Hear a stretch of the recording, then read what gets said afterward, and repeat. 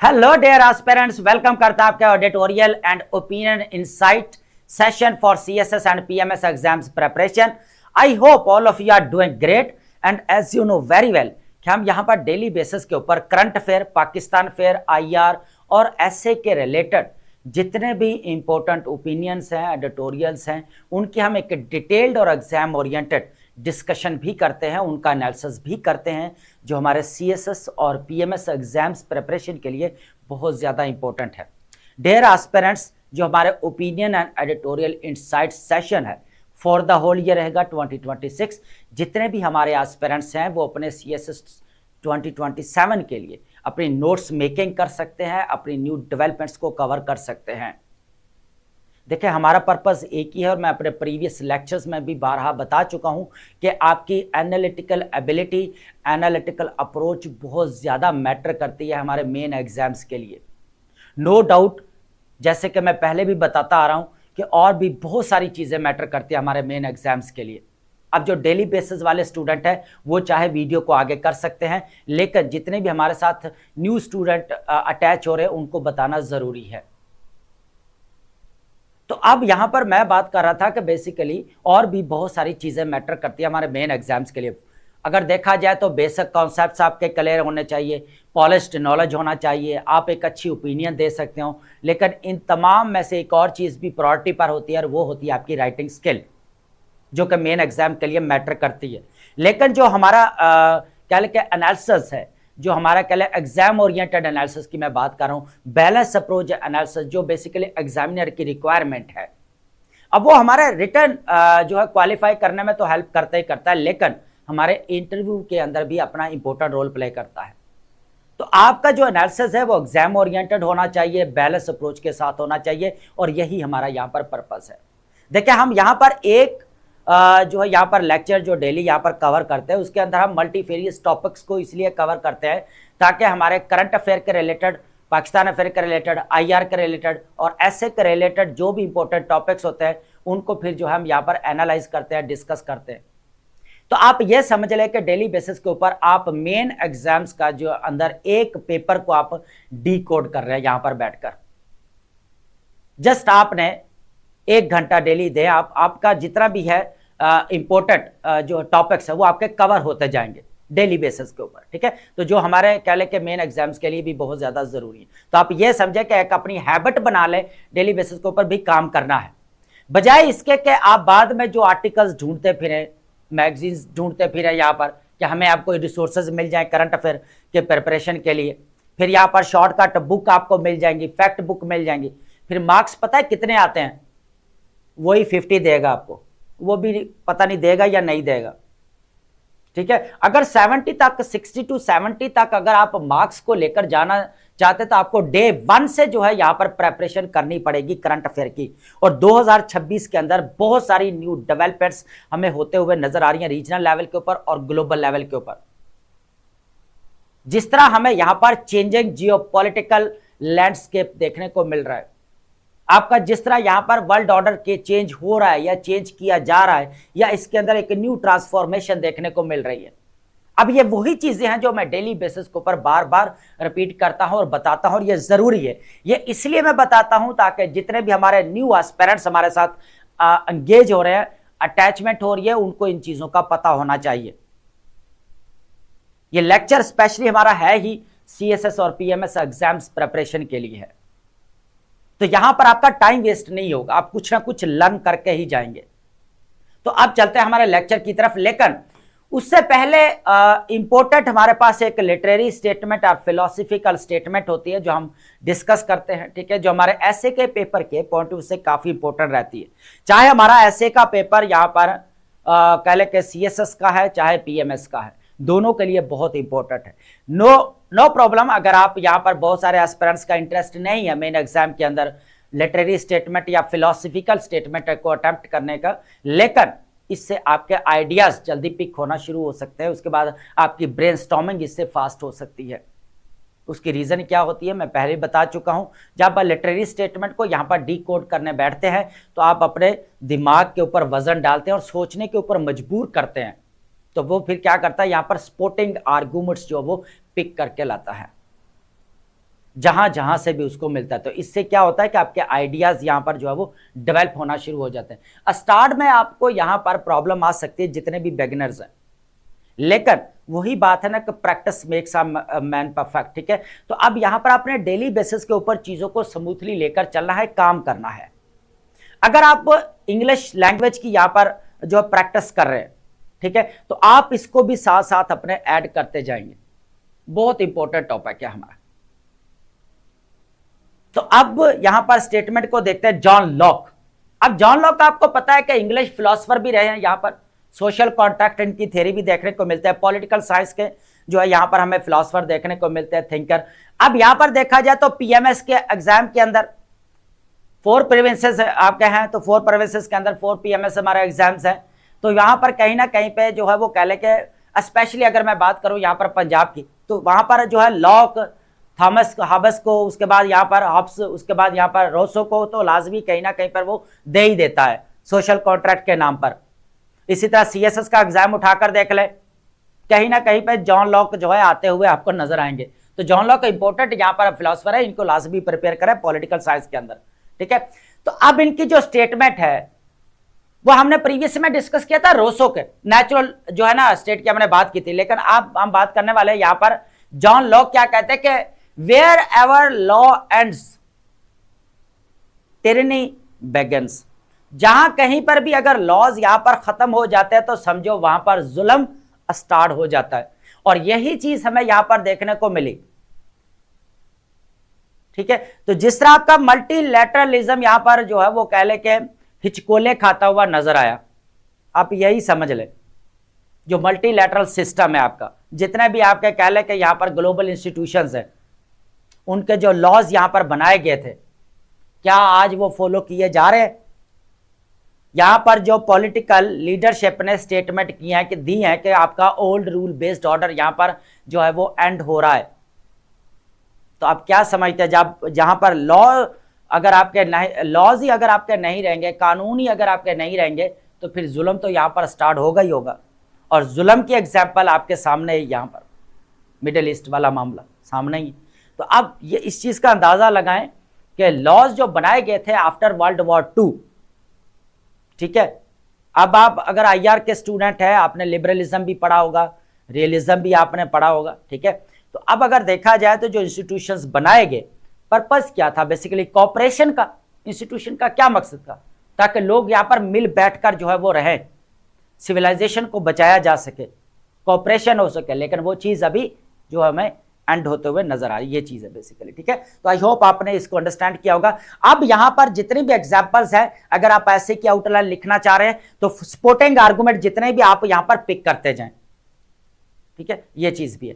तो अब हम बात करते हैं यहां पर important topics for CSS, current affair, Pakistan affair, IR और एसए के पेपर के पॉइंट ऑफ व्यू से काफी इंपॉर्टेंट टॉपिक्स रहेंगे। मैं बताता जाऊंगा कि करंट अफेयर के लिए कौन सा इंपॉर्टेंट है, पाकिस्तान अफेयर के लिए कौन सा इंपॉर्टेंट है, आईआर के लिए कौन सा टॉपिक है, एसए के पॉइंट ऑफ व्यू से मैं बार बार जो बात करता हूं उसके लिए जो है कौन सा टॉपिक इंपॉर्टेंट है, यह भी चीज है। ठीक है, तो सबसे पहले हमारे पास क्या रहेगा, यहां पर जो टॉपिक है बेसिकली बैटरलिंस। बैटरलिंस आपको पता है कि यहां पर गद्दार की जो कॉर्पोरेशन है उसकी बात की जा रही है। यहां पर गद्दारी की जो यहां पर कंपनी है उसका नाम दिया गया इसको। ठीक है, अब यहां पर एक चीज अंडरस्टैंड करने वाली है कि history of western intervention, USA Iran relations, इस चीज को देखेंगे।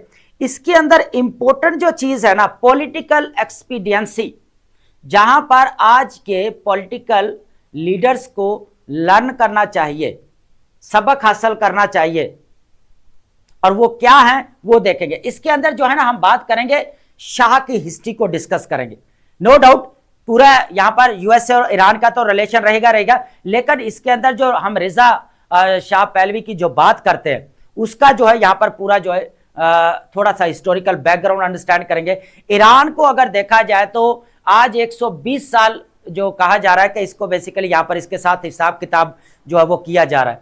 अब हिसाब किताब से आप समझ ही लें। ठीक है, तो 120 साल हो चुके हैं, और ये 1907 में शुरू हुआ था, जब यहां पर कह ले के हमें यहां पर कन्वेंशन देखने को मिली थी ब्रिटिश के और उसके बाद रशिया के।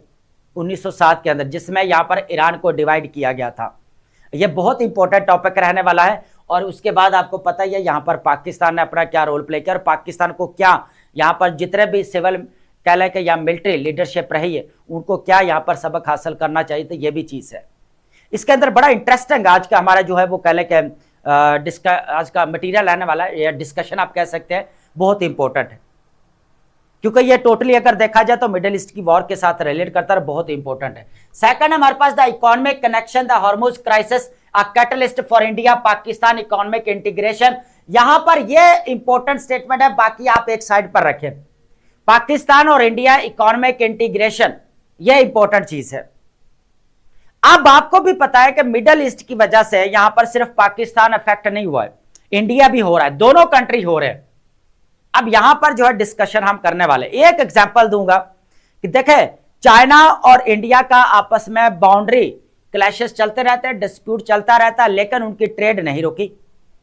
हमारे यहां क्या हो रहा है, यहां पर पाकिस्तान और इंडिया का क्लैश तो चल ही रहा है, डिस्प्यूट तो चल ही रहा है, लेकिन ट्रेड बंद है। लेकिन इनडायरेक्टली ट्रेड जो है वो $10 बिलियन तक हो रही है।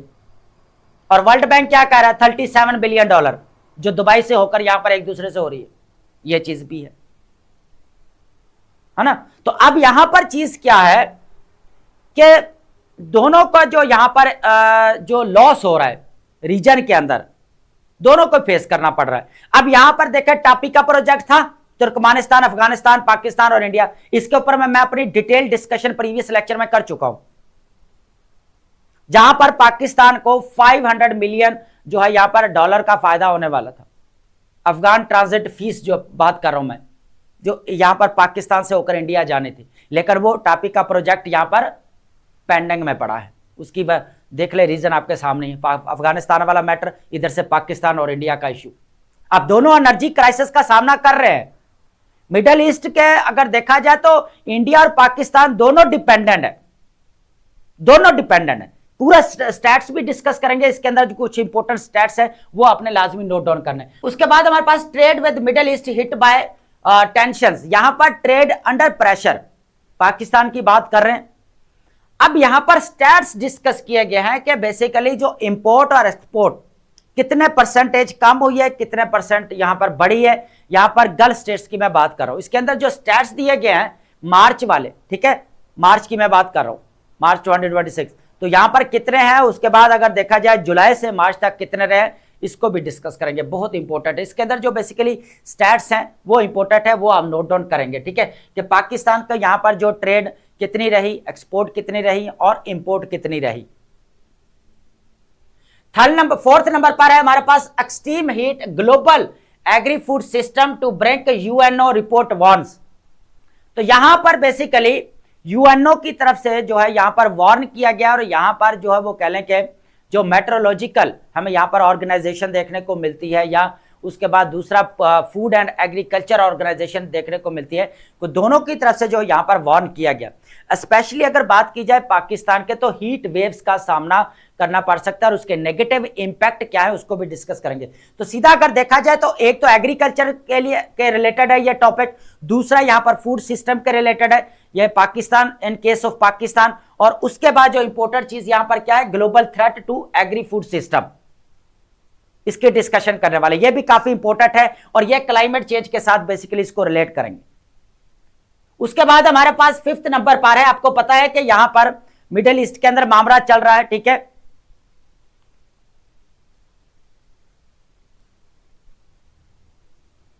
अब यहां पर मामला देखने को मिल रहा है लेबनान और इजराइल वाला, ठीक है। अब लेबनान और इजराइल की जो सेकंड टॉक्स होने जा रही हैं यहां पर वाशिंगटन के अंदर, वो भी फर्स्ट टॉक हम यहां पर डिस्कस कर चुके हैं, सेकंड राउंड होने वाला है।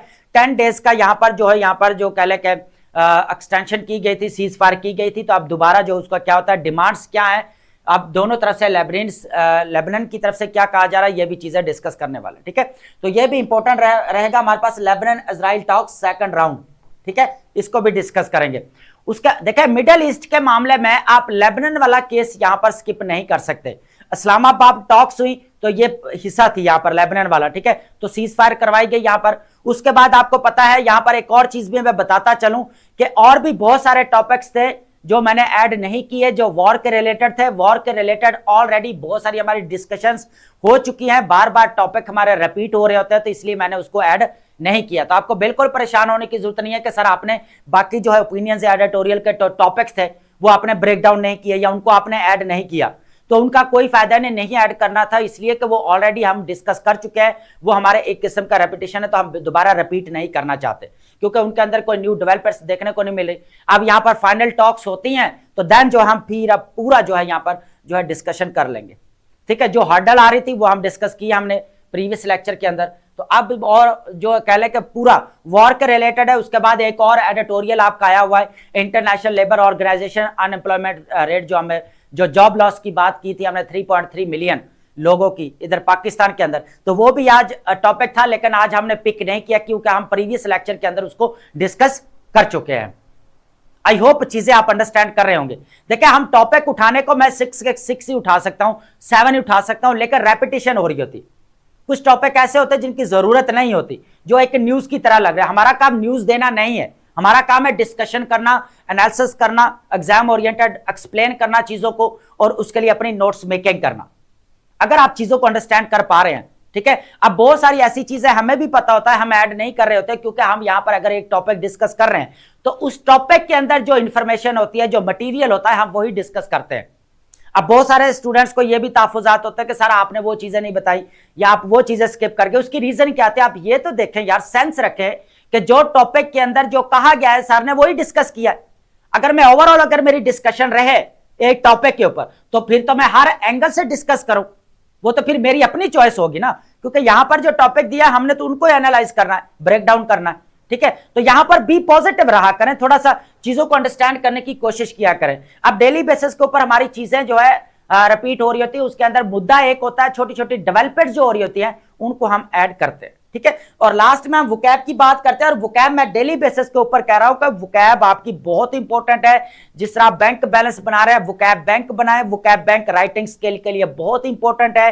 रेपिटेशन वाला जो मामला है आपका वो ठीक हो सकता है अगर आपकी वोकैब अच्छी है। वोकैब मैं पहले भी कहता हूं, एक डजंट मीन कि आपकी वोकैब हाई फ्रिक्वेंसी होनी चाहिए, बल्कि क्या होनी चाहिए, आपकी जो है वो टॉपिक के रिलेटेड होनी चाहिए, और वोकैब की आपको नेगेटिव और पॉजिटिव सेंस का पता होना चाहिए, उनका यूसेज पता होना चाहिए आपको। That's it.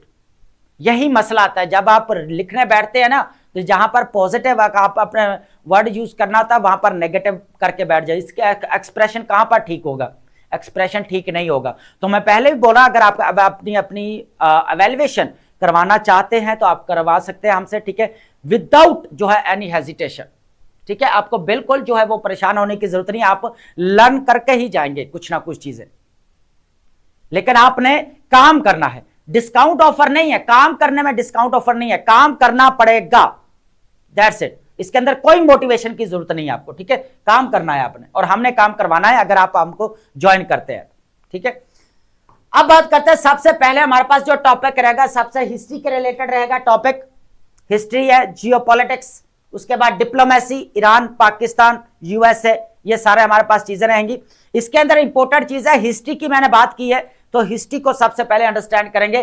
4 पॉइंट्स है यहां पर, जो है पॉलिटिकल एक्सपीडियंसी में क्या सीखना चाहिए, दूसरे जो आज के जो पॉलिटिकल लीडर्स हैं उनको भी देखेंगे, ठीक है। सबसे पहले हिस्ट्री का ओवरव्यू लेंगे ताकि आपको पता चल जाए कि बेसिकली चल क्या रहा है। The long shadow of history, USA Iran relations and Pakistan peace making efforts, ठीक है। सबसे पहले तो आप ये देखें कि history of western intervention, USA Iran relations, इस चीज को यहां पर अंडरस्टैंड करते हैं। देखें पॉलिटिकल एक्सपीडियंसी क्या चीज है, इसको भी मैं यहां पर पहले थोड़ा बता दें।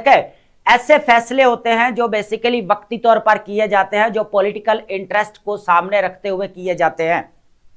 आप ये भी कह सकते हैं कि ऐसे फैसले जो यहां पर हुक्मरान है या हुकूमत है, बजाय इसके असूलों अखलाकियात को यहां पर या लंबे अरसे तक जो है वो फैसले होने चाहिए उनकी बजाय, बल्कि क्या करते हैं जो है वक्ती तौर पर जो है फैसले किए जाते हैं, और उसके पीछे क्या होता है यहाँ पर पॉलिटिकल जो है वो इंटरेस्ट, आप सीधा कह सकते हैं सियासी मफादात, तो या सियासी फायदे के लिए जो किए जाते हैं, तो आप ये कह सकते हैं। तो अब यहां पर भी वही चीजें है कि जो प्रीवियस जितने भी यहां पर लीडर्स गुजरे हैं, पॉलिटिकल एक्सपीडियंसी देखने को मिली है। तो पाकिस्तान जो है जितने भी लीडरशिप है उनसे जो है यहाँ पर पाकिस्तान जो लीडरशिप है उनसे क्या करना चाहिए, यहाँ पर सबक हासिल करना चाहिए, सीखना चाहिए। बहुत सारी ऐसी चीजें हैं ठीक है। अब उसके बाद अगर देखा जाए तो यहां पर imperial divisions and oil politics, दो चीजें यहां पर डिस्कस करेंगे। सबसे पहले तो इंपीरियल डिवीजन की यहां पर बात करेंगे, इंपीरियलिस्टिक जो पार्स हमें देखने को मिली। हिस्ट्री के ऊपर आते हैं, पहले थोड़ा सा हिस्ट्री होती है कि बेसिकली आपका 1907 के अंदर, बेसिकली कब है 1907 के अंदर, 1907 के अंदर यहां पर एंग्लो रशियन कन्वेंशन होती है जहां पर ईरान को डिवाइड कर दिया जाता है। अब अगर देखा जाए तो आज 120 साल होने वाले हैं यहां पर, ये हिसाब किताब जो है यहां पर ईरान के साथ जो किया जा रहा था और या अब जो है किया जा रहा है और आगे जो किया जाएगा शायद, तो ये चीजें भी हैं। तो आज 120 साल होने वाले हैं कि किस तरह जो है ईरान को जो है बेसिकली यहाँ पर बार बार जो है वो कह ले के किस तबाही के दहाने पर जो है लाए जाने की कोशिश की जा रही है, ये भी एक चीज़ है। लेकिन यहाँ पर अब बहुत सारे ऐसे लफ्ज़ होते हैं जो मैं जो है वो कोशिश करता हूँ कि ना ही मुझे बोलने पड़े, लेकिन यह है कि इम्पोर्टेंट जो चीज़ ये है कि 1907 के अंदर क्या होता है कि यहाँ पर ब्रिटिश और रशिया दोनों मिलकर ईरान को डिवाइड कर देते हैं। अब जो नॉर्थ साइड होते हैं ना, नॉर्थ साइड वो तो यहां पर चले जाती है रशिया के पास, और जो साउथ साइड होती है वो आपकी किसके पास यहां पर चली जाती है, ब्रिटिश के पास, ठीक है। तो अब ये चीज भी है। उसके बाद क्या होता है कि यूं सिलसिला चलता रहता है और यहां पर 1909 के अंदर, कब बेसिकली 1909 के अंदर यहां पर एंग्लो ईरानियन ऑयल कंपनी को यहां पर डिस्कवर किया जाता है, ठीक है। अब ये चीज भी होगी। उसके बाद क्या होता है कि यही जो एंग्लो ईरानियन ऑयल कंपनी है ये ईस्ट इंडिया कंपनी के जो हमें शक्ल में भी देखने को मिली, ठीक है, ये भी एक चीज है। उसके बाद क्या होता है कि यहां पर 1941 के अंदर 1941 के अंदर जो मोहम्मद रिजा पहलवी होते हैं उनको यहां पर टॉपल किया जाता है और उनका जो बेटा होता है मोहम्मद रिजा शाह, कौन है यहां पर, मोहम्मद रिजा शाह को यहां पर इंस्टॉल किया जाता है। और रजा जो है यहां पर सबसे बड़े जो बेटे होते हैं यहां पर अगर देखा जाए इनके तो कितनी उम्र है यहां पर 22 ईयर्स, ठीक है। जो मोहम्मद रिजा शाह पहलवी के बेटे रिजा शाह उनकी उम्र कितनी होती है, 22 साल, उनको इंस्टॉल किया जाता है यहां पर 1941 के अंदर, ठीक है। उसके बाद 10 साल के बाद यहां पर क्या होता है, ये सेकंड CIA कॉप या शैटर्ड ट्रस्ट, यहां पर 1951 के अंदर prime minister Mohammad Mosaddegh nationalised oil Iranian industry. अब जो यह पर इंडस्ट्री होती है जो यहाँ पर एंग्लो ईरानियन हम देखने को मिल रही है, इन्होंने क्या किया यहाँ पर इसको नेशनलाइज कर दिया। लेकिन अब यहाँ पर एक और चीज भी है, मैंने यहाँ पर प्रीवियस लेक्चर्स में पहले भी बता चुका हूं कि यूएसए को यहाँ पर फर्क नहीं पड़ता कि चाहे सामने वाली स्टेट यहाँ पर सेकुलर स्टेट है, रिलीजियस स्टेट है, डेमोक्रेटिक स्टेट है या अथॉरिटेरियन रूल है, उसको फर्क पड़ता है अपने नेशनल इंटरेस्ट को लेकर। उसने हमेशा अपने नेशनल इंटरेस्ट को यहां पर सामने रखा है, दैट्स इट। एक ही चीज हमें यहां पर देखने को मिलती है। एग्जाम्पल आपके सामने ही है, मोहम्मद मुसद्दक साहब जो आते हैं फर्स्ट टाइम डेमोक्रेटिकली जो है इलेक्ट होकर आते हैं प्राइम मिनिस्टर ऑफ ईरान।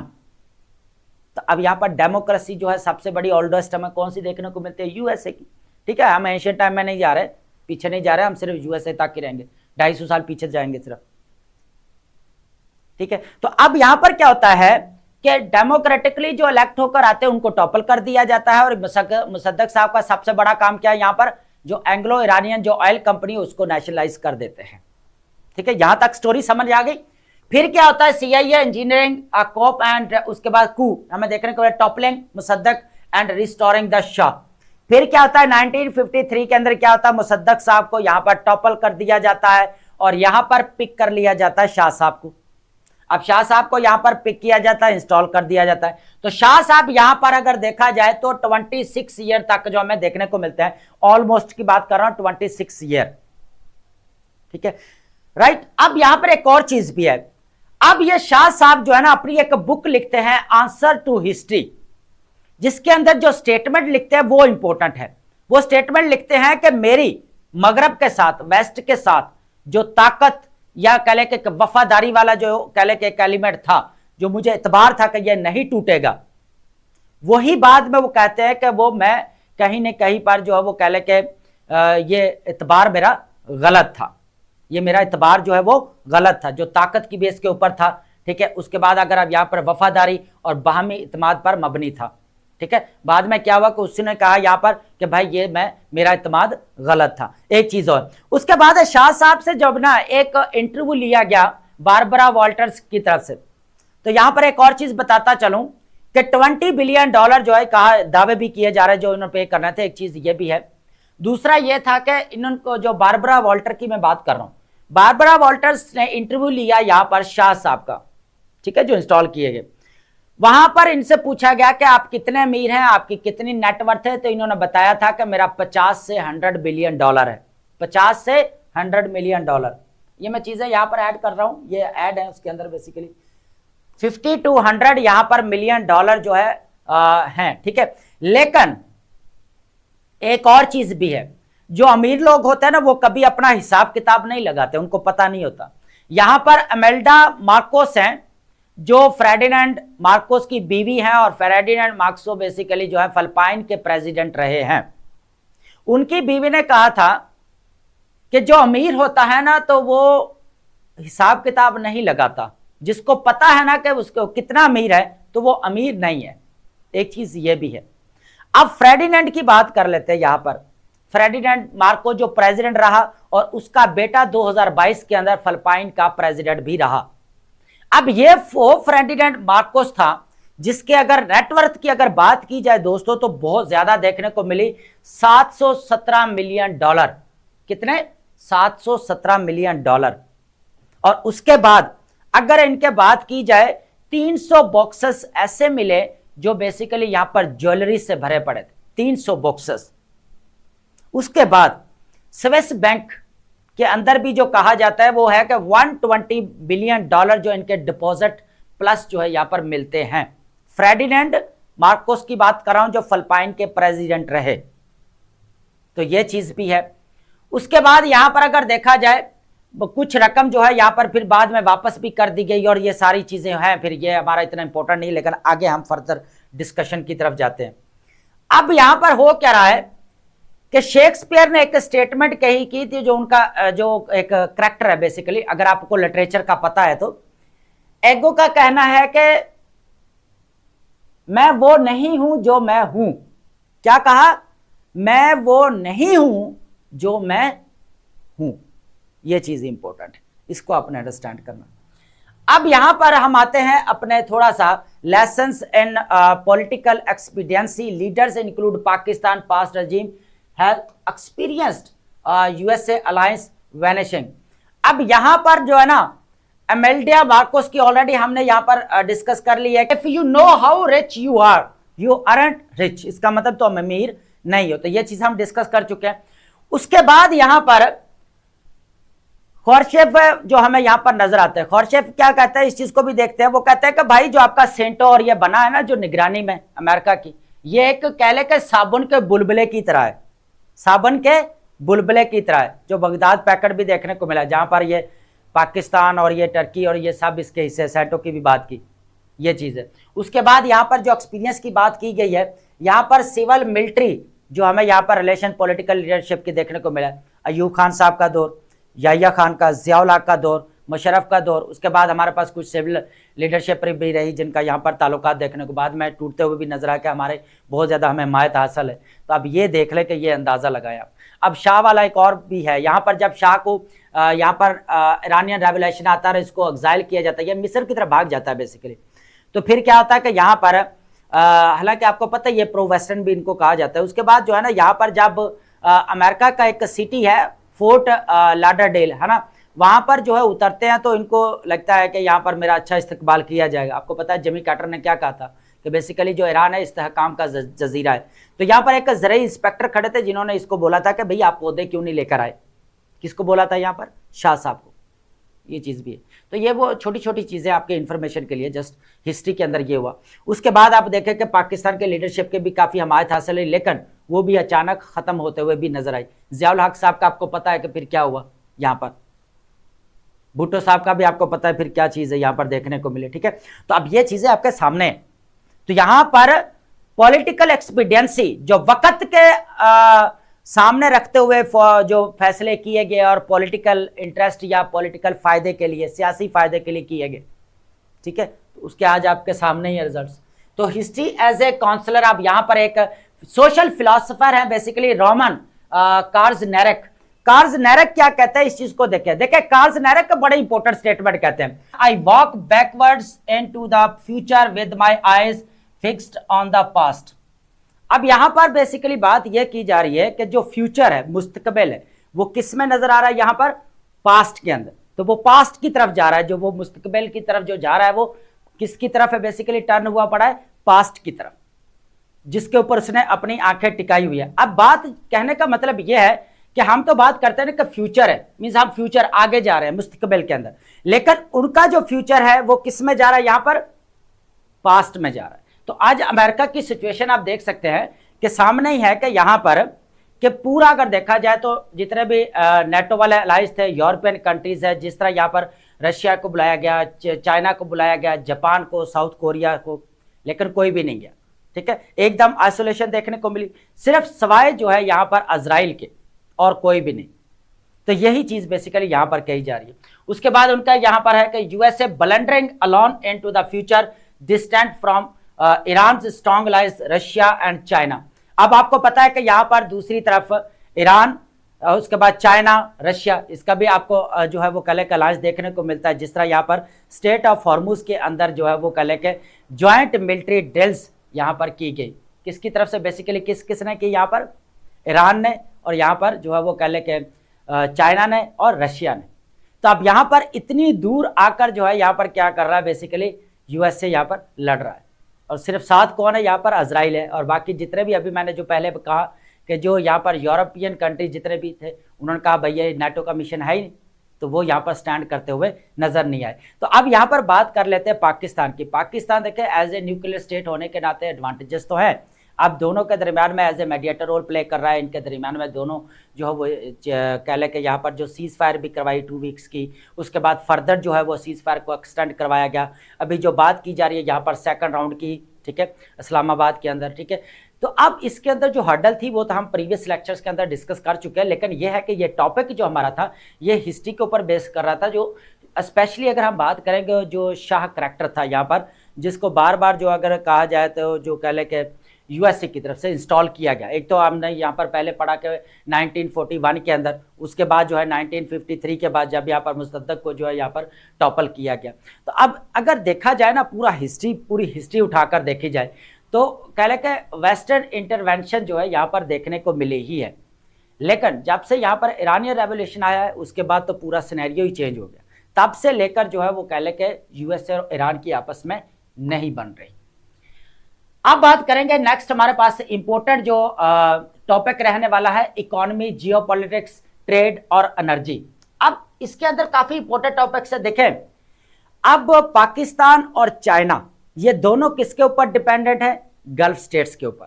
तो अब जो बात की जा रही है ना इंडिया पाकिस्तान इकोनॉमिक इंटीग्रेशन, अब देखें इंडिया के चाइना के साथ ताल्लुकात हैं, किस बेस पे ऊपर मैं बात कर रहा हूं, यहां पर ट्रेड के ऊपर।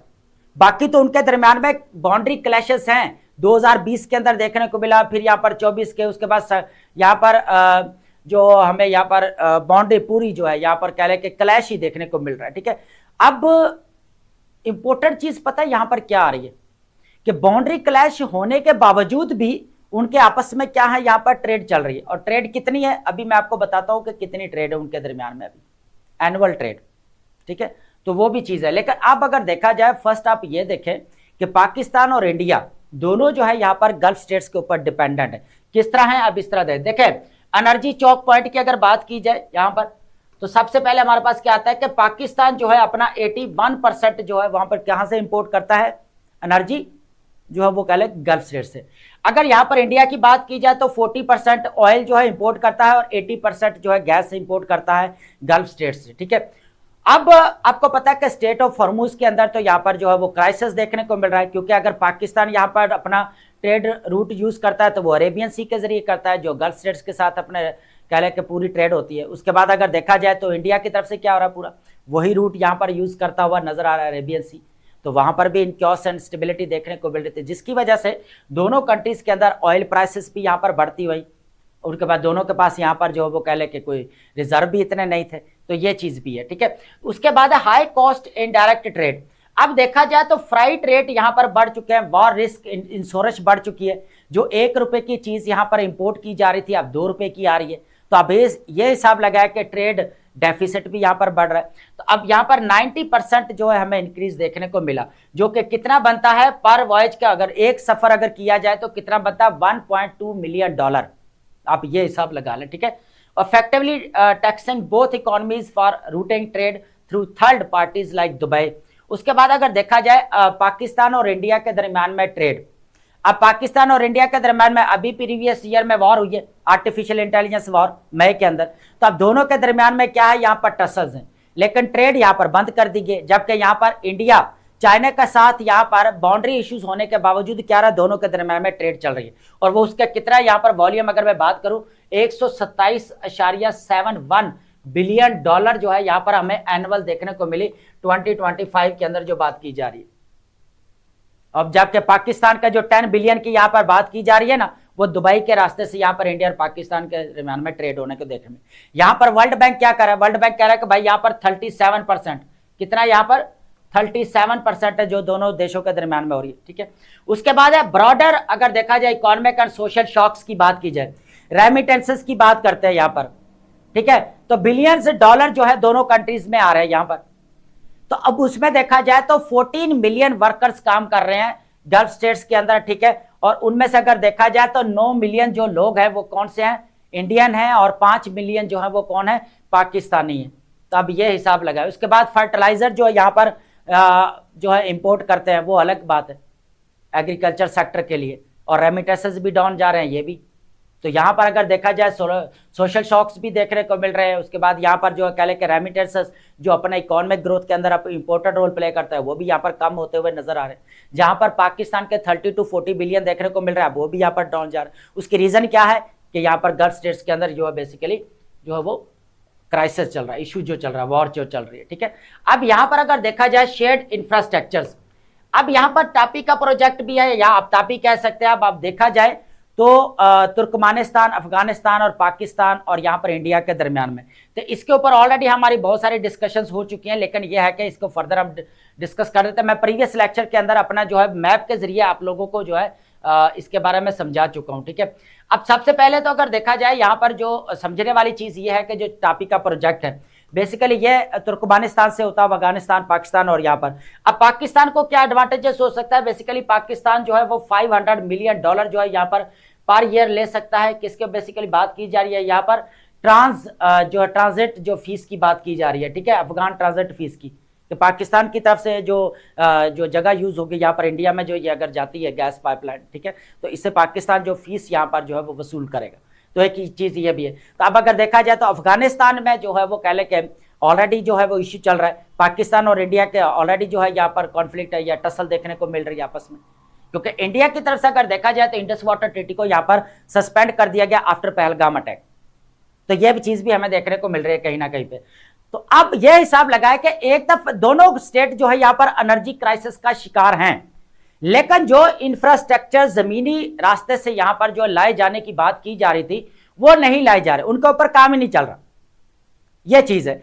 अब यहां पर अगर देखा जाए तो 33 जो है यहां पर बात की जाती है बिलियन क्यूबिक मीटर जो है वो देखने को मिल सकती है, लेकिन क्या है कि बंद है यहां पर। अगर गैस पाइपलाइन अगर बना ली जाए तो काफी जो है अगर देखा जाए तो इश्यूज का जो सामना करना पड़ रहा है वो यहां पर कम हो सकते हैं। उसके बाद है यहां पर ईरान पाकिस्तान जो पीस पाइपलाइन जिसको कहा जाता है, तो अब आपको पता है ईरान की तरफ से कंप्लीट कर लिया गया और यहां पर 18 बिलियन जो है यहां पर पेनाल्टी भी है। उसके बाद अगर देखा जाए तो पाकिस्तान के 780 किलोमीटर में से जो है वो कह लें कि 80 किलोमीटर जो है, कितना 80 किलोमीटर लास्ट ईयर बनाने की बात की गई। तो अब जो है जमीनी रास्ते जो पाइपलाइन आ रही हैं, अगर उनको पहले ही अगर कंप्लीट किया हुआ था तो आज जो एनर्जी क्राइसिस का हमें सामना करना पड़ा है, जो 90% हमारी जो है कह लें 80 to 90% डिपेंडेंसी देखने को मिलती है गल्फ स्टेट्स के ऊपर। तो एनर्जी क्राइसिस जो हमें देखने को मिल रहा है, इसकी वजह से आप नेगेटिव इंपैक्ट भी तो आगे देखें ना, पॉवर्टी बढ़ रही है, इन्फ्लेशन बढ़ रही है, यहां पर लोगों की कुव्वत खरीद कम हो रही है। उसके बाद बिजली की प्राइसेस आप देख लें, ट्रांसपोर्टेशन की प्राइसेस आप देख लें बढ़ रही है। अब ये इसके नेगेटिव इंपैक्ट भी पड़ रहे हैं। और अगर कह लें कि ये प्रोजेक्ट जो पाइपलाइंस है अगर ये कंप्लीट हो तो हमें जो आज एनर्जी क्राइसिस का सामना करना पड़ रहा है वो ना करना पड़े। ठीक है, इंडिया को भी सेम है। ठीक है, अब बात की जाए यहाँ पर क्लीन एनर्जी सी पैक, तो सी पैक आपको पता है यहाँ पर बीआरए प्रोजेक्ट का है। तो सी पैक का हाल आप देख लें कि यहाँ पर अभी भी सिक्योरिटी चैलेंजेस का सामना करना पड़ रहा है इंटरनली। बलूचिस्तान के अंदर आपके सामने सिचुएशन है, केपीके वाला मामला सामने ही है यहाँ पर। तो अब आ जाकर ग्वादर का अगर कहीं पे पॉजिटिव साइन देखने को मिल रहा था कि जिस तरह हो सकता है कि इंटरनेशनल लाइंस को इस तरफ जो है मूव किया जा सकता है, तो वो भी यहाँ पर कहीं ना कहीं पे चीज एक पॉजिटिव थी, लेकिन वो भी यहाँ पर नहीं होते हुए नजर आई। तो अब यहाँ पर क्या ऑल्टरनेटिव रूट्स हैं, सप्लाईज हैं, तो अब घूम घुमा के जो है यहाँ पर चीज़ों को जो है वो कल के इम्पोर्ट किया जाता है, तो उसके प्राइसेस भी ज़्यादा देखने को मिल रही। उसके बाद इकोनॉमिक इंटीग्रेशन बिल्ड ट्रस्ट, ये भी एक इंपॉर्टेंट चीज़ है। History shows trade interdependent produce political stability by making conflict expensive. It does not require political trust to begin but helps produce it over time. तो ये चीज़ इंपॉर्टेंट है। अब देखें, बात हम कर रहे थे ना कि यहाँ पर बाकी मामला अपनी जगह पर, अब यहां पर एग्जांपल लेते हैं यूएसए और चाइना की। यहां पर आपको पता है कि 2018 से ट्रेड वॉर देखने को मिल रही है, टैरिफ वॉर भी देखने को मिल रही है चाइना और इंडिया के, चाइना और यूएसए के दरमियान में। जब ट्रंप का सेकंड यहां पर टर्म हमें देखने को मिलती है तो उसके अंदर क्या होता है, फिर यहां पर टैरिफ वॉर देखने को मिलती है। अब कंपटीशन भी थल जगह पर चल रहा है, लेकिन ट्रेड बंद नहीं हो रही, क्योंकि यहां पर चाइना और यूएसए आप समझ लें कि एक दूसरे के ऊपर डिपेंडेंट है। किस तरह कि चाइना यहां पर जो चिप है वो कहां से इंपोर्ट करेगा, यहां पर यूएसए से करेगा। अब जो ताइवान है वो किसके साथ है, उसके बायलैटरल रिलेशंस यूएसए के साथ। ताइवान और चाइना का आपस में कॉन्फ्लिक्ट चल रहा है। तो अब अगर डिपेंडेंसी देखी जाए तो दोनों की एक दूसरे के ऊपर है। और यूएसए क्या कर रहा है, यहां पर इंपोर्ट कर रहा है critical minerals, rare earth minerals चाहिए भाई उसको। ये भी तो इसीलिए तो बाद में जो है यहाँ पर पाकिस्तान से भी साइन हुआ और बाकी कंट्रीज से भी जो है वो कह के क्रिटिकल मिनरल्स को लेकर डील होते हुए नजर आई यूएसए की। तो ताकि क्या किया जा सके, बेसिकली जो है वो कह के यहाँ पर चाइना के ऊपर डिपेंडेंसी को कम किया जा सके। तो अब अगर देखा जाए तो बाकी मामला अपनी जगह पर, लेकिन अगर ट्रेड को खोला जाए तो ये दोनों जो है कह के कंट्रीज के लिए इकोनॉमिक ग्रोथ के लिए एडवांटेजेस है। ये इंपॉर्टेंट चीज है। बाकी जितने भी इंफ्रास्ट्रक्चर्स है, जो एनर्जी क्राइसिस देखने को मिल रहा है, जो दोनों कंट्री यहाँ पर स्टेबिलिटी देखने को मिल रही है, तो अगर ये इंफ्रास्ट्रक्चर्स यहाँ पर कंप्लीट कर लिया जाए तो पाकिस्तान जो है इससे बाहर आ सकता है। जो एनर्जी क्राइसिस है उसको जो है आपको इशू जो है उसको खत्म किया जा सकता है। तो ये इंपॉर्टेंट टॉपिक था, ये आप लाजमी ऐड करेंगे। ठीक है, ये बेसिकली एनर्जी के रिलेटेड भी है। उसके बाद अगर देखा जाए इकोनॉमिक ग्रोथ क्यों नहीं हो पा रही, तो आप उसके अंदर भी जो है एक वैलिड जो है हमारे पास एक कह ले के सही एक आर्गुमेंट है, आप बिल्ड कर सकते हैं। अब बात कर लेते हैं यहां पर यूएनओ की रिपोर्ट क्या कह रही है। यहां पर फूड एंड एग्रीकल्चर ऑर्गेनाइजेशन, उसके बाद वर्ल्ड मेट्रोलॉजिकल जो ऑर्गेनाइजेशन है, दोनों ने यहां पर रिपोर्ट यहां पर पब्लिश किया कि 50 सालों में अगर देखा जाए तो हीट वेव्स ज्यादा बढ़ती जा रही है, उसके नेगेटिव इंपैक्ट बहुत ज्यादा देखने को मिल रहे हैं। अगर हम यहां पर स्पेशली बात करें food and agriculture system, agriculture and food system के लिए बहुत ज्यादा यहां पर नेगेटिव इंपैक्ट देखने को मिल सकते हैं हीट वेव्स की वजह से।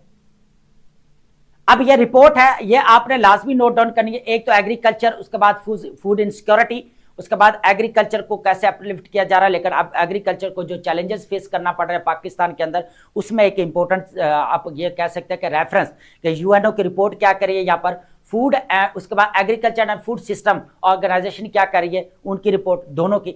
और यहाँ पर अर्थ डे की बात किया, अर्थ डे कौन सी डेट को मनाया जाता है वो आपने मुझे कमेंट के अंदर बताना है। अब बहुत सारे क्वेश्चंस में हर कल के लेक्चर के अंदर पूछता हूं, लेकिन बहुत कम स्टूडेंट है जो यहाँ पर अप्लाई कर पाते हैं, क्योंकि उसकी वजह यहाँ पर क्या है कि 30 मार्क खान है ऑलरेडी, उनको पता है कि हमें हर चीज आती है। तो अब उसके रिजल्ट्स भी आप देखेंगे 200 या 300 या 400 पास हो रहे हैं, क्योंकि डेली बेसिस के ऊपर काम करने की हैबिट नहीं है। कंफर्ट जोन से जिस दिन आप बाहर आ गए ना तो चीजें आपकी सॉर्ट आउट होना शुरू हो जाएंगी, ये बात याद रखनी है आपने। तो इसलिए जो चीजें पूछ रहा हूं, हमारा पर्पस क्या है, बेसिकली आपकी एंगेजमेंट हम चाहते हैं कि आपका फायदा हो। हम किस लिए डिलीवर कर रहे हैं, आप एक बी ऑनेस्ट होकर बताएं हम क्यों यहां पर डिलीवर कर रहे हैं, हमें क्या फायदा हो रहा है। आपको भी पता है आरपीएम लो है, इसका कोई फायदा नहीं हो रहा हमें, ठीक है। तो लेकिन क्या है कि आपके लिए तो एटलीस्ट आपका यहां पर कुछ ना कुछ जो न्यू एस्पिरेंट्स हैं, जो बिगिनर्स हैं, वो अपनी नोट्स मेकिंग कर सके, एक राइट डायरेक्शन जो है आपको दी जा सके, ठीक है। तो अब अगर यहां पर देखा जाए तो यूएनओ की रिपोर्ट क्या कर रही है, यहां पर extreme heat threatens agri food system, peoples, crops, livestock and fish. सबसे पहले तो आप ये देखें हीट वेव से क्या हो रहा है, यहाँ पर जो है फ्रीक्वेंसी उसकी बढ़ती जा रही है। अब उससे क्या क्या है, एक तो उसका ड्यूरेशन भी और इंटेंसिटी दोनों बढ़ती जा रही है, जो दोनों कह लेके एग्रीकल्चर सेक्टर के और यहाँ पर इकोसिस्टम दोनों के लिए खतरा है। उसके बाद अगर बात की जाए पाकिस्तान के, तो पाकिस्तान के 50% जो फ्रूट येल्ड जो प्रोडक्शन है वो यहाँ पर हमें कम होते हुए देखने को मिल सकती है। एक चीज तो ये है। उसके बाद पंजाब के अंदर सबसे ज्यादा हीट वेव्स देखने को मिलती है, और एग्रीकल्चर सेक्टर सबसे ज्यादा कहां पर है, एग्रीकल्चर हो रहा है यहाँ पर पंजाब के अंदर। तो सबसे ज्यादा नेगेटिव इंपैक्ट कहां पड़ेगा, हीट वेव्स की वजह से पंजाब के अंदर। तो रेन, उसके बाद फेड एरियाज वर्स्टेड, उसके बाद आप देख सकते हैं नेचुरल डिजास्टर्स, फ्लड आ रहे हैं। उसके बाद अगर आप यहाँ पर देखें, आपको रेन भी देखने को, बारिशें देखने को मिल रही हैं, ठीक है। Life stock and supply chain की अगर बात की जाए तो मिल्क प्रोडक्शन ड्रॉप हो रही है, लाइफ स्टॉक डिजीजेज इंक्रीज हो रही है, पेरिशेबल स्पॉइलेज जो रेजेस प्राइसेस, ये भी यहाँ पर हमें देखने को मिल रहे हैं। देखें चीजें पता क्या है कि क्लाइमेट चेंज इशू जो है यहाँ पर थर्ड वर्ल्ड जितने भी कंट्रीज है उनके लिए बहुत ज्यादा नेगेटिव इंपैक्ट है। उसकी वजह यह है कि एक तो ये लेस कंट्रीब्यूटर है ग्रीन हाउस गैसेज में, लेकिन भुगत सबसे ज्यादा रहे हैं यहाँ पर, और पाकिस्तान उनमें से सबसे ज्यादा आगे हमें देखने को मिल रहा है। जिस तरह यहाँ पर 2025 का फ्लड देख ले, 2022 का फ्लड देख लें आप, किस तरह जो है यहाँ पर जो है वो कह लें कि एग्रीकल्चर सेक्टर तबाह हुआ, इंफ्रास्ट्रक्चर आपका तबाह हुआ। उसके बाद उसके नेगेटिव इंपैक्ट देखें, यहाँ पर डिस्पैरिटी हमें देखने को मिली वुमेन्स को लेकर, हेल्थ केयर इश्यूज का यहाँ पर सामना करना पड़ा, एजुकेशन सेक्टर यहाँ पर जो है आपका देख किस तरह जो है उसके अंदर इंस्टेबिलिटी देखने को मिली, स्कूल्स को यहाँ पर जो है बंद किया गया, तो उसके नेगेटिव इंपैक्ट है ना सारे। तो यही यहाँ पर अगर देखा जाए तो हमें यहाँ पर हीट वेव्स की वजह से जो है यहाँ पर जो है वो कह लें कि जो हमें इम्पैक्ट देखने, इम्प्लीकेशंस देखने को मिल रहे हैं, या इम्पैक्ट आप कह सकते हैं। Disproportionate impact on women, women के ऊपर जो यहाँ पर सबसे ज्यादा इम्पैक्ट पड़ता है वुमेन, सबसे ज्यादा जो अफेक्टिव कम्युनिटी है वो वुमेन की। उसकी वजह क्या है, अब देखें जहां पर अगर नेचुरल डिजास्टर्स है आ रहे, फ्लड्स आ रहे हैं, तो सबसे ज्यादा जो है इश्यूज फेस करना पड़ता है वुमेन्स को, हेल्थ केयर फैसिलिटीज को लेकर। तो इंफ्रास्ट्रक्चर ऑलरेडी आपका तबाह हो जाता है, तो ये चीज भी है। तो अब यहां पर देखा कि देहाती वुमेन्स है उनको इश्यूज फेस करना पड़ते हैं। उसके बाद प्रॉब्लम ज्यादा आते हैं, हेल्थ केयर फैसिलिटीज जो नहीं दी जाती, demanding physical task version impact वगैरह। उसके बाद प्रोएक्टिव सोल्यूशन क्या है, देखिए इसके अलावा भी अगर देखा जाए तो हमारे पास बहुत सारे सॉल्यूशंस हैं, बहुत सारे नेगेटिव इंपैक्ट है। हम जस्ट हमारे पास एक सब हेडिंग, आप एक समझ लें कि आपके पास सब हेडिंग है क्लाइमेट चेंज के, ठीक है। हीट वेव्स की बात कर रहे हैं, और हीट वेव्स में कौन से यहाँ पर हम रिपोर्ट की बात कर रहे हैं। एक तो यहाँ पर फूड एंड एग्रीकल्चर सिस्टम की, एग्रीकल्चर ऑर्गेनाइजेशन, सेकंड क्या है वर्ल्ड मेट्रोलॉजिकल ऑर्गेनाइजेशन, और थर्ड हमारे पास क्या है यूएनओ की रिपोर्ट, ठीक है। इसके मुताबिक हीट वेव्स बढ़ती जा रही है, और उसके मुताबिक अगर देखा जाए पाकिस्तान के अंदर जो है वो नेगेटिव इंपैक्ट जो हमें देखने को मिल रहा है, हम वो डिस्कस कर रहे हैं। आई होप आपने चीजों को समझा होगा, ठीक है। अब हर चीज को हम यहां पर नहीं डिस्कस, दो हमारे टॉपिक के अंदर है वही हम डिस्कस करते हैं, बाकी और जो चीजें ऐड करने वाली होती है वो हम करते जाते हैं, ठीक है। तो यहां पर क्या है, सबसे पहले तो ये जो रिस्क है इनको यहां पर कम करना पड़ेगा, रिड्यूस करना पड़ेगा। उसके बाद एग्री जो है यहाँ पर एग्रोमेट्रोलॉजिकल जो एडवाइजरीज है उनकी भी जरूरत है, ठीक है, एडवाइजरीज की जरूरत है, उनको भी आगे आना पड़ेगा। उसके बाद अर्ली वार्निंग सिस्टम, ये बहुत इंपॉर्टेंट है, और ये फार्मर्स के लिए बहुत इंपॉर्टेंट, ताकि वो अपना कोई भी नेचुरल डिजास्टर्स आ रहा है, अगर अर्ली वार्निंग सिस्टम अच्छा है तो वो और पहले से जो अपना कह लेकर प्रिपेयर्डनेस उनकी देखने को मिल सकती है, ठीक है। तैयारी कर सकते हैं कि क्या क्या जो है वो कह लेकर मेजर्स को अडॉप्ट किया जा सकता है, ठीक है, प्लानिंग की जा सकती है, मैनेजमेंट हो सकती है, कौन सी स्ट्रैटेजीज को अडॉप्ट किया जा सकता है, ये सारी चीजें यहाँ पर ऐड होती है। तो इसके नेगेटिव इंपैक्ट को भी डिस्कस किया, यहाँ पर पॉलिसी मेजर्स को भी डिस्कस किया, तो ये आप ऐड कर सकते हैं। अब बात करते हैं यहाँ पर ट्रेड अंडर प्रेशर की बात करते हैं पाकिस्तान के। देखें ऑलरेडी हम इसके ऊपर डिस्कशंस कर चुके हैं कि पाकिस्तान के ऊपर जो नेगेटिव इंपैक्ट पड़े मिडिल ईस्ट क्राइसिस की वजह से, सबसे इंपॉर्टेंट चीज थी हमने यहाँ पर इकोनॉमी को लेकर डिस्कस किया, एनर्जी क्राइसिस को लेकर डिस्कस किया कि किस तरह जो है वो पाकिस्तान को सामना करना पड़ा सिर्फ मिडिल ईस्ट क्राइसिस की वजह से। तो अभी हम प्रीवियस जो हमारा टॉपिक है वो भी हम डिस्कस करते आए इंडिया और यहाँ पर पाकिस्तान का, लेकिन अब हम बात करेंगे यहाँ पर पाकिस्तान की। पाकिस्तान की जो हम ट्रेड की बात करते हैं, ट्रेड अंडर प्रेशर, स्पेशली जो हमारा केस रहेगा ट्रेड को लेकर रहेगा कि ट्रेड के अंदर जो इंपोर्ट और एक्सपोर्ट के अंदर जो फ्लैक्चुएशन देखने को मिली हमें, अब ये हमारे पास कौन सा मार्च का मंथ भी रहेगा और जुलाई टू मार्च भी रहेगा, दोनों के अंदर देखेंगे स्टैट्स हैं, स्टैट्स इंपॉर्टेंट है, फैक्ट्स एंड फिगर्स ये आप लाजमी नोट डाउन करेंगे कि अगर यहां पर क्वेश्चन के अंदर पूछा जाता भी है तो आपको एटलीस्ट ये पता होना चाहिए कि पाकिस्तान की जो ट्रेड है वो कितने % यहां पर ड्रॉप हुई ड्यूरिंग वॉर। तो ये चीज आपको पता होना चाहिए। अब ये नहीं है कि आप ये सारा लिखेंगे, लेकिन ये है कि आपको अगर इतने सारी चीजें आ रही हैं तो देन आप लिख पाएंगे। ये बात याद रखें। आप इतना मटेरियल इकट्ठा करेंगे ना। अब यहां पर क्या कहा जा रहा है कि सर हम तो नोट्स यहां पर बनाए जा रहे हैं और मटेरियल बढ़ता जा रहा है। देखिए एक चीज याद रखें, आप इतनी चीजें यहां पर इकट्ठी करेंगे, इतना मटेरियल इकट्ठा करेंगे, देन आप मेन एग्जाम के अंदर इतना लिख पाएंगे। आप इतना अगर इकट्ठा कर रहे हैं तो वो सारा नहीं लिखा जाता। तो इसका मतलब है आप जो यहां पर इतना सा लिख कर बैठ जाए, इसका मतलब आपका तो ब्रेन यहां पर स्टक हो गया, लिमिटेशंस लग गई आपके ब्रेन के ऊपर। जब इतनी चीजें पढ़ी होंगी, आप रिवाइज करेंगे तो आपका ब्रेन क्या होगा, यहां पर काम करेगा। वजन डालेंगे तो यहां पर और ज्यादा जो है ब्रेन आपका खुलेगा, लेकिन आप क्या लिमिटेशन लगाना चाहते हैं और ये बहुत ज्यादा हार्मफुल चीज है। ठीक है, तो इसको आपने नहीं करना। तो लिमिटेशंस ब्रेन के ऊपर नहीं लगानी, अपने खोल कर रखें, नोट्स मेकिंग ज्यादा करें, इतना मटेरियल इकट्ठा करें ताकि इतना आप लिख पाए। ठीक है, तो अब यहां पर ट्रेड अंडर प्रेशर की बात करते हैं, इंपॉर्टेंट है हमारे पास टॉपिक। देखिए ओवरऑल अगर कॉन्ट्रैक्शन की बात की जाए, यहां पर हमारे पास जुलाई टू मार्च की बात की जाए, फिजिकल ईयर 2026। अब इसके अंदर जो एक्सपोर्ट हमें मिडिल ईस्ट की तरफ देखने को मिले, डिक्लाइन हुआ, वो कितना है 1% यहां पर डिक्लाइन देखने को मिल रहा है। और कितना बिलियन डॉलर बनता है, $2.407 बिलियन। और ये अगर यहां पर देखा जाए तो ये लास्ट ईयर कितना था, 430 आप कह सकते हैं, या 430 भी आप कह सकते हैं यहां पर, तो 2.430। ठीक है, तो ये था, लेकिन कम हुआ कितना 1%, तो कितना रह गया यहां पर $2.407 बिलियन। ये हमारे पास एक्सपोर्ट टू मिडिल ईस्ट जो पाकिस्तान के। अगर इंपोर्ट की बात की जाए, रीजन फेल बाय कितना, यहां पर 4% हमें डाउन जाता हुआ नजर आ रहा है। ये कितना है, बनता है $12.348 बिलियन। तो ये आप यहां पर नोट डाउन। अगर टोटल ट्रेड की अगर बात की जाए तो कितना बनता है, 5% हमें कॉन्ट्रैक्ट होने के बाद कितना बनता है यहां पर, $9.94 बिलियन जो हमें देखने को मिल रहा है। तो ये आप जो है स्टैट्स लाजमी ऐड करेंगे कि ड्यूरिंग द वॉर पाकिस्तान की ट्रेड जो गल्फ स्टेट्स के साथ है वो कितनी रही।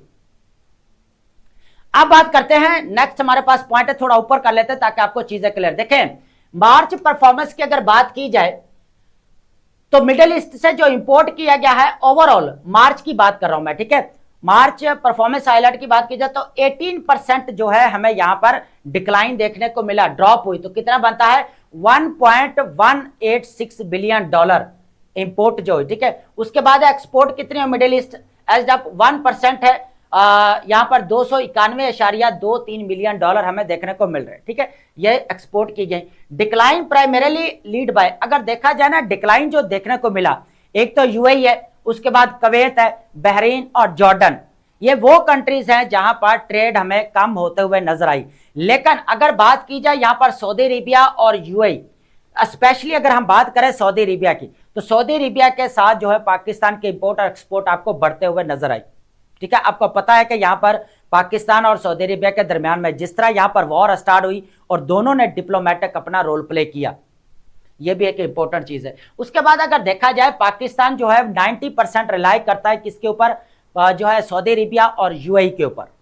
तो ये भी चीज है। अभी हमने प्रीवियसली जो है वो डिस्कस किया था प्रीवियस लेक्चर के अंदर कि सऊदी अरेबिया कितना पाकिस्तान को यहाँ पर जो है वो कह लेकर लोन दे रहा है। ठीक है, उसके बाद यहाँ अगर देखा जाए तो यूएई ने कितना बिलियन, 3.5 बिलियन जो है वापस लेने की बात की, 3.5 बिलियन। और यहां पर भी जो है यहां पर किसने दी, यहां पर बेसिकली $3 बिलियन किसने देने की बात की, सऊदी अरेबिया ने। तो अब यहां पर देखेगा एक्सपोर्ट और इंपोर्ट जो हमें देखने को मिले मार्च के अंदर। आपको पता है कि वॉर चल रही है, 28 फेब से आपकी वॉर स्टार्ट है, एक मंथ पूरा गुजर चुका है और उसके अंदर पाकिस्तान के यहां पर ट्रेड की आप फ्लक्चुएशन देख सकते हैं।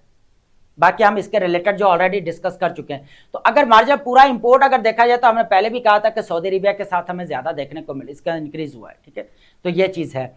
उसके बाद रीजनल कॉन्फ्लिक्ट है, डिसरप्टेड शिपिंग रूट्स है। उसके बाद जो रूट्स है वो सारे डिसरप्ट सप्लाई चेन जो अभी हम बात करते हैं पीछे। इंश्योरेंस कॉस्ट यहाँ पर बढ़ चुकी है। ठीक है, वो कितना बढ़े है, यहाँ पर वॉयज हमने बात की थी $1.2 मिलियन, इंश्योरेंस कॉस्ट बढ़ चुकी है, ये चीजें। तो ये अभी हम जो है यहाँ पर डिस्कस करते आ रहे हैं।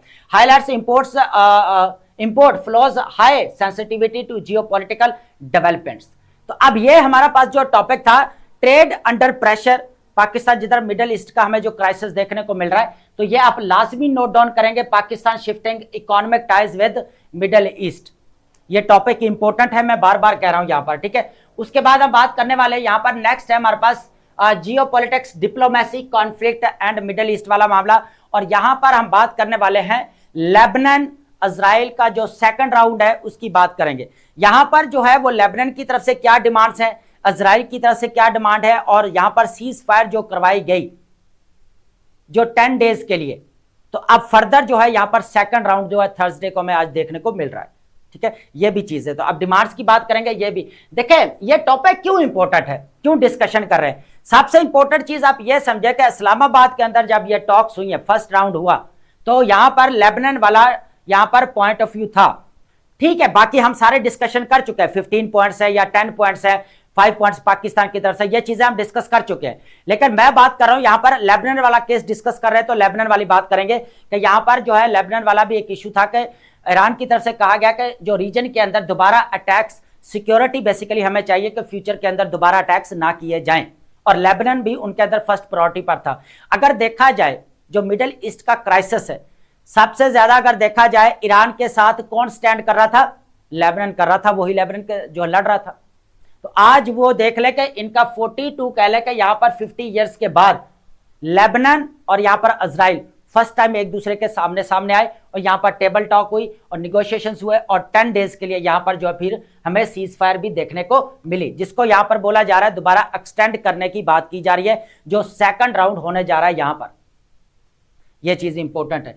अब लेबनान की तरफ से डिमांड्स क्या है, लेबनान की तरफ से एक ही डिमांड है कि जो भी यहां पर कह ले के कब्जा किया है, जो भी यहां पर टेरिटोरियल एक्सपेंशन देखने को मिला इजराइल की तरफ से, जो भी विलेजेस वगैरह हैं, जहां जहां भी इन्होंने अपनी फौज को या मिलिट्री को यहां पर डिप्लॉय किया, तो पूरा जो है फोर्सेस को यहां पर विदड्रॉ करना पड़ेगा। ये लेबनान की बेसिकली यहां पर जो है वो प्री रेक्विजिट यहां पर शर्त नजर आ रही है। तो इसके अंदर अगर देखा जाए further demand include Israeli troops, वही बात कर रहे थे कि यहां पर जितने भी इजरायली ट्रूप्स यहां पर जो है वो कल डिप्लॉय किए गए जो यहां पर, तो उनको वापस विदड्रॉ करना पड़ेगा, जितने भी डिटेनीज है उनको यहां पर वापस करना पड़ेगा।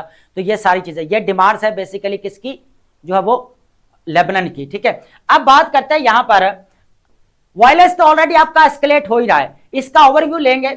यहां पर एक इंपॉर्टेंट चीज आ रही है, जो 1949 के अंदर आर्मिस्टिक एग्रीमेंट हुआ था, उसकी बात की जा रही है कि इसको दोबारा अपडेट किया जाना चाहिए। अब यह चीज भी मैं पहले कहीं डिस्कस कर चुका हूं, आप मुझे कमेंट के अंदर बताएंगे। अगर आप पूरा लेक्चर ले रहे हैं कि यह चीज क्या है, इसके बारे में 3 लाइन में आप जवाब देंगे कि क्या है कमेंट के अंदर, ठीक है। अब उसके बाद अगर देखा जाए escalating cross border violence, Israeli strikes in southern Lebanon killed, अब ये तो वो चीज है कि ऑलरेडी जो वायलेशन हो ही रही है। अब हिजबुल्लाह की यहां पर बात कर लेते हैं। देखें 1980s जो अगर देखा जाए, उसके बाद हमें हिजबुल्लाह देखने को मिला, लेकिन उससे पहले जो इजराइल यहां पर बात करता है हिजबुल्लाह को लेकर, तो कहीं ना कहीं पे यह भी कहा जाता है कि भाई हिजबुल्लाह तो 1980s के बाद आया और इजराइल यहां पर हिजबुल्लाह की बात करता है। तो हालांकि ये तो वायलेशन पहले भी 1948 के बाद देखने को मिल ही रही है। तो अब यहां पर वजह पता क्या आ रही है, यहां पर जो हिजबुल्लाह ने 2000 के अंदर बेसिकली जो है इजरायली जो फोर्सेस थी उनको यहां पर विदड्रॉ करवाया था लेबनान के, इसलिए जो है यहां पर जो वो कह ले के इजराइल के कंसर्न है, इसलिए हिजबुल्लाह के साथ नहीं बनती, ये चीज है। इजरायली रेटोरिक और बफर जोन की अगर बात की जाए, तो यहां पर एक और चीज मैं बताता चलूं, फॉरेन मिनिस्टर जो उनके गिडवान सार जो called direct talks historic but labelled Lebanon failed state. लेकिन यहां पर यह चीज हमें देखने को मिल रही है, यह वही चीज है जब यहां पर ट्रंप ने वेनेजुला के ऊपर कंट्रोल हासिल किया, तो क्या कहा था यहां पर कि भाई जो बाकी स्टेट्स है, जो क्यूबा के मामले में उन्होंने क्या कहा था, फेल्ड स्टेट है, इकोनॉमिक क्राइसिस देखने को मिल रहा है। ईरान को भी यही कहा। अब यही चीज इजराइल की तरफ से कही गई है लेबनान के कि ये एक फेल्ड स्टेट है, ये चीज भी देखने को मिल रही है, ठीक है। तो अब ओवरऑल अगर बात की जाए, तो अभी जो सेकंड राउंड हो रहा है यहां पर, अब देखते हैं कि जो डिमांड्स हैं यहां पर लेबनान की कि विदड्रॉ किया जाए जितने भी ट्रूप्स हैं यहां पर, तो क्या ये किए जाते हैं, जितने भी इन्होंने अरेस्ट किए वापस किए जाते हैं, तो अब ये क्वेश्चन मार्क है। तो देखते हैं कि इनके दरमियान में फर्दर क्या डेवलपमेंट्स होते हैं। ये बहुत इंपॉर्टेंट टॉपिक है, क्योंकि अगर आप मिडिल ईस्ट का यहां पर क्वेश्चन अटेम्प्ट कर रहे हैं और अगर आप लेबनान को यहां पर ऐड नहीं करते, तो समझे आपका आंसर इनकम्प्लीट है, क्योंकि ईरान के साथ जो स्टैंड कर रहा था वो लेबनान ही था, ठीक है। तो लेबनान का इस्लामाबाद के अंदर कहीं ना कहीं पे जो हमें अगर देखा जाए न्यूक्लियर कैपेबिलिटीज या यूरेनियम की जो बात की जाए उसको अलग रखते हुए अगर बात करें तो कहीं ना कहीं पे हमें वजह लेबनान की भी देखने को मिली थी जिसकी वजह से यहाँ पर टॉक्स यहाँ पर फेल हुई। ठीक है, तो ये टॉपिक इंपॉर्टेंट है, इसको भी आप ऐड करेंगे।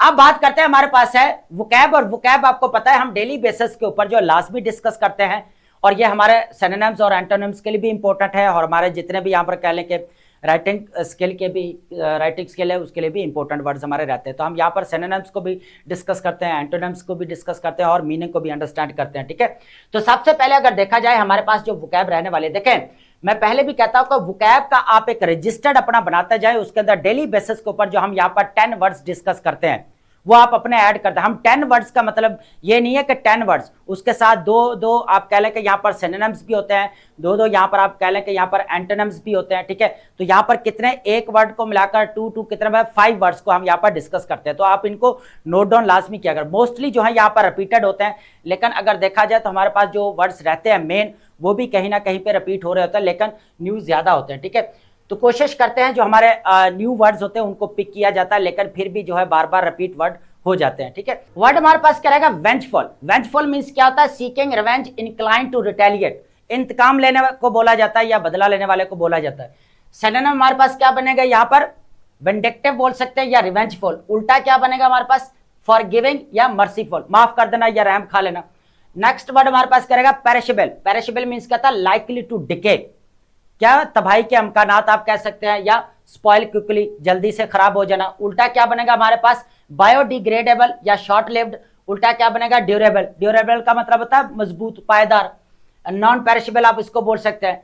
नेक्स्ट वर्ड हमारे पास क्या रहेगा, क्लियर वाइंट। क्लियर वाइंट का मतलब क्या, having the ability to perceive. ठीक है, ज्यादा सोचने की एबिलिटी होना, जो नॉर्मल सेंस है उससे ज्यादा होना। ठीक है, साइकिक बोल सकते हैं, इंट्यूटिव बोल सकते हैं। उल्टा क्या बनेगा हमारे पास, इग्नोरेंट या अनअवेयर, बेखबर होना बिल्कुल। ठीक है, उसके बाद नेक्स्ट वर्ड हमारे पास क्या है, एब्डिकेशन मींस क्या होता है, रिनाउंसिंग अ थ्रोन और रिस्पांसिबिलिटी, क्या करना बेसिकली जो है वो कह लेते हैं अथॉरिटी से क्या करना, छुटकारा हासिल कर लेना, या दस्तरबदारी आप कह सकते हैं यहाँ पर। ठीक है, उसके बाद है रिनाउंसिएशन आप कह सकते हैं, या रेजिग्नेशन आप भी कह सकते हैं। उल्टा क्या बनेगा, एजप्शन या एक्सेप्टेंस आप इसको कह सकते हैं। नेक्स्ट वर्ड क्या हमारे पास, क्रेडेंशियल मींस क्या होता है, प्रूफ ऑफ क्वालिफिकेशन, जो आपकी तालीम होती है बेसिकली उसकी जो प्रूफ बोल सकते हैं, या उसका जो है कह लें कि यहाँ पर आप कह लें कि अहलियत का जो एक वाज़े सबूत होता है बेसिकली उसको बोला जाता है। ठीक है, तो सर्टिफिकेट या क्वालिफिकेशन जो आपकी अहलियत का सबूत। ठीक है, तो उल्टा क्या बनेगा हमारे पास, डिस्क्वालिफिकेशन या इनवैलिडिटी। नेक्स्ट वर्ड हमारे पास इंपॉर्टेंट रहेगा यहाँ पर, डायबोलिकली मींस क्या होता है बेसिकली, इन अ विक्ड अ इवल मैनर। ठीक है, निहायत ही बुरे अंदाज में कह सकते हैं, या शैतानी अंदाज में आप कह सकते हैं। तो क्या बनेगा यहाँ पर हमारे पास, सिनोनिम विकेडली बोल सकते हैं या मैलिशियसली बोल सकते हैं। उल्टा क्या बनेगा यहाँ पर, काइंडली या बेनेवलेंटली आप इसको बोल सकते हैं। नेक्स्ट वर्ड हमारे पास क्या रहेगा, मेटिकुलस। इजी है बिल्कुल, पहले भी पढ़ते रहते हैं, showing a great attention to detail. ठीक है, केयरफुल को बोला जाता है प्रिसाइज। उल्टा क्या बनेगा हमारे पास, केयरलेस या स्लोपी।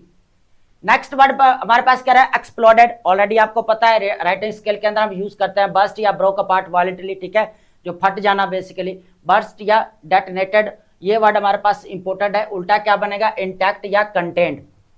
नेक्स्ट वर्ड हमारे पास क्या रहेगा, इरेटिक।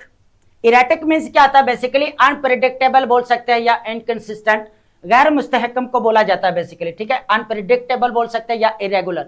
उल्टा क्या बनेगा, कंसिस्टेंट या स्टेबल, जो मुस्तहकम होता है, जो स्टेबल करता है। ठीक है, उसके बाद हमारे पास क्या है, लर्चिंग। लर्चिंग मींस क्या आता है, मूविंग सडनली और अनस्टेडली। ठीक है, लड़खड़ाने को बोला जाता है। ठीक है, स्टैगरिंग या स्विंग। उल्टा क्या बनेगा, स्टेडी, स्टेडी बोल सकते हैं या बैलेंस्ड।